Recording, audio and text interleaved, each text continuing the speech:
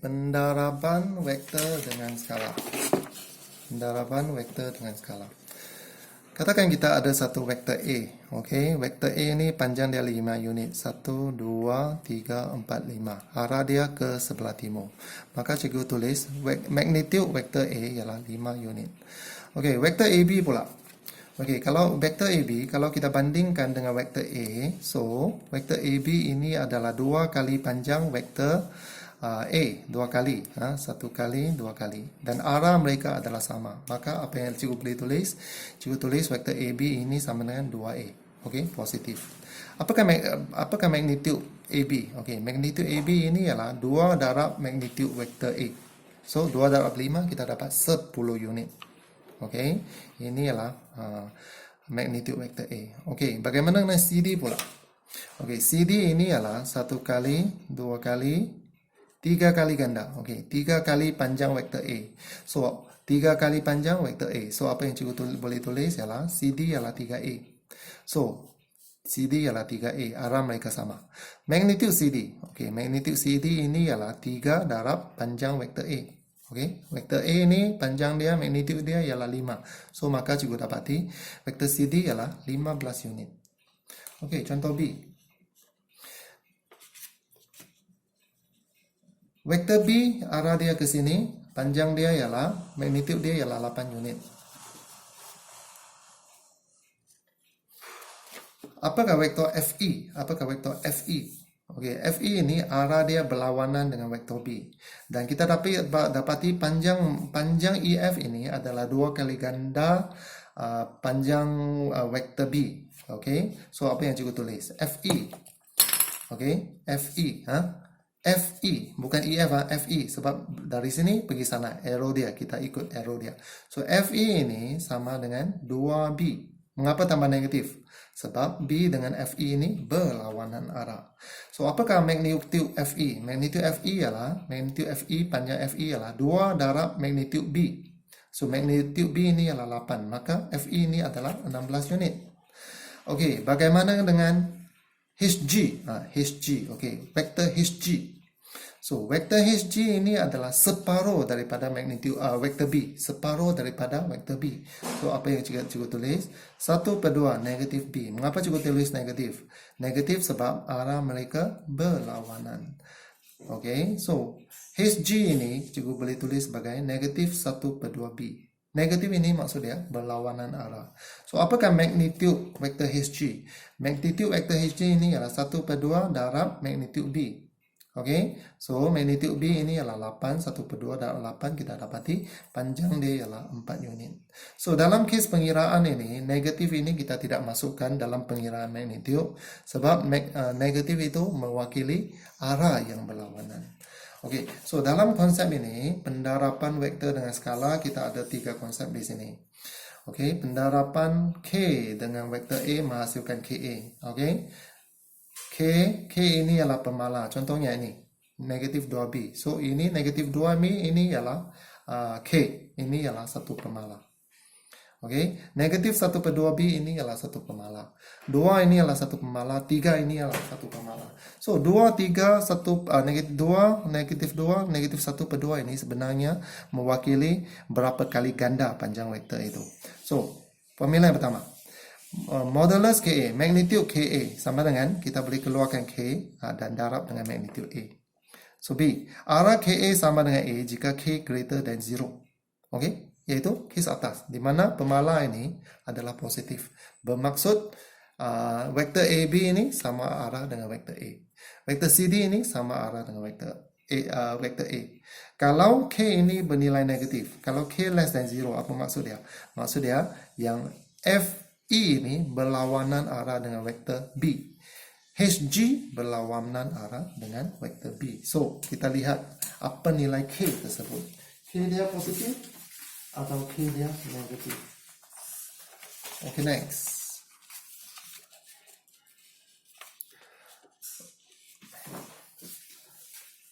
Membuat dan mengesahkan konjektor vektor selari. Okey, kita buat vektor selari. Okey, ada beberapa konsep di sini. A, Vektor A dan vektor B ada selari jika dan hanya jika A sama dengan KB dengan keadaan K ialah pemalang. Okey. Kalau kita boleh tulis dalam ungkapan macam ini, A sama dengan KB, ini bermaksud vektor A dan vektor B adalah selari. Dan K ini adalah berapa kali gandaan dia.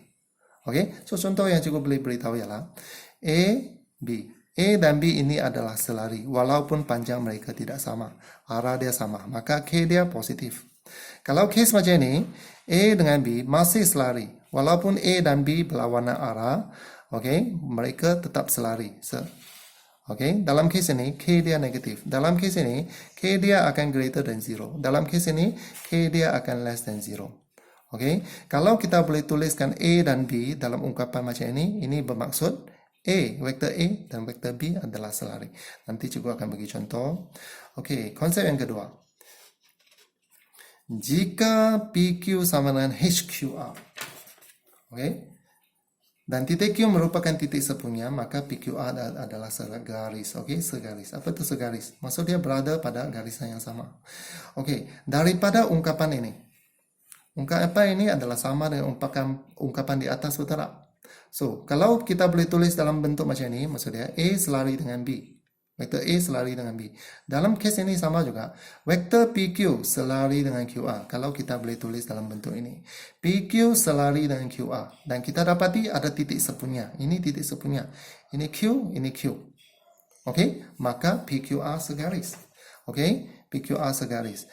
Okey, PQ selari dengan QR. Mungkin kita boleh tulis macam ini. PQ. Ini QR. QR. Oleh sebab mereka selari, mereka ada titik sepunya. Kalau Q ini dengan Q ini sepatutnya digabungkan.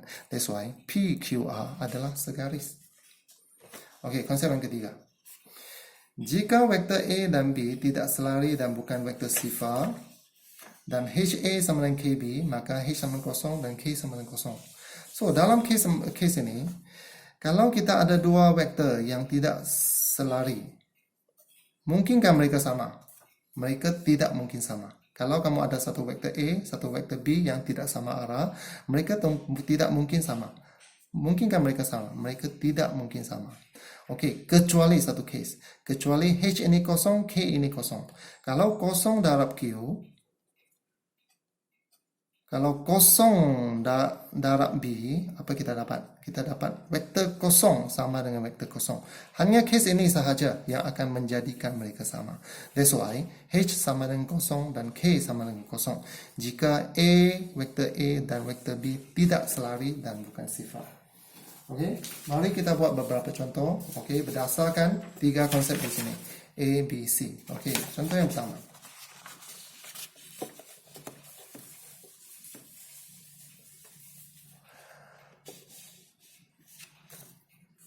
PQ, QR, RS, ST.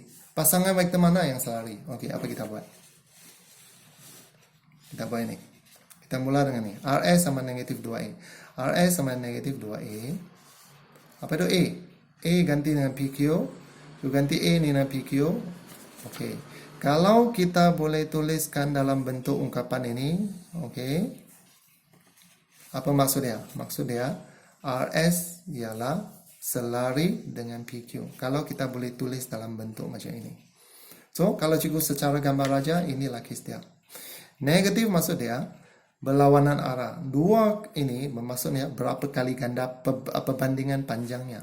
So, kita dapati RS mungkin arah dia ke bawah, PQ arah dia ke atas, berlawanan arah. Dan RS ini adalah dua kali panjang PQ. Contoh satu. Contoh dua. Okey, ST. Cikgu mula dengan ini. ST. ST ialah 4B. Cikgu ganti B. B ialah QR. B cikgu ganti dengan QR. So, ST ialah 4QR. Kalau kita boleh tulis dalam bentuk macam ini, maksud dia, ST dengan QR adalah selari. Ini kesimpulannya. ST dan QR adalah selari. Kalau cikgu wakilkan dalam bentuk gambar raja, kalau nilai K ini adalah positif, nilai pemalang ini positif, maksud dia, ST dengan QR sama arah. Dan 4 ini adalah nisbah panjang dia. Okey, ini yang cikgu dapat. Okey, ST lebih panjang, QR lebih pendek, dan ST ini adalah 4 kali ganda QR. Okey, panjangnya adalah 4 kali ganda panjang QR dan mereka adalah dalam arah yang sama. Okey, contoh yang kedua.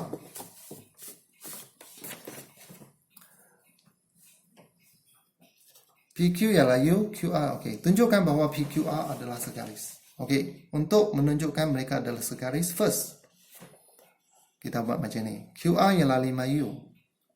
QR ialah 5PQ. Okey, U ini ganti dengan PQ. Okey, U ganti dengan PQ. Okey, ini yang kita dapat.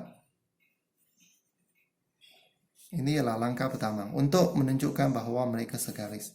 Ini mesti dibuat langkah pertama.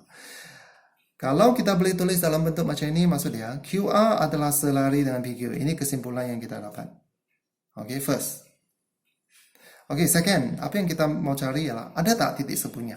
Ini langkah kedua. Ada tak titik sepunya? Okay, kita dapati ada titik sepunya. QR, PQ. Q, Q. Ada titik sepunya.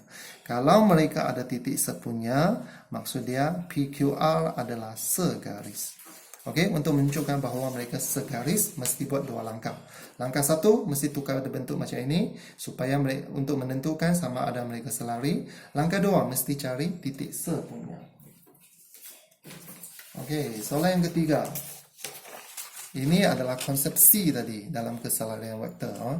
Dalam keselarian vektor. So, jika A dan B adalah vektor bukan sifar dan tidak selari. Okey, A macam ni, B macam ni, contoh. Adakah mereka akan sama?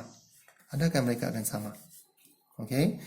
Mereka tidak mungkin sama kecuali satu case. Adakah mereka akan sama? Mereka tidak mungkin sama kecuali satu case. Apa case dia? H tolak A ini sama dengan kosong. Atau K tambah 5 ini sama dengan kosong.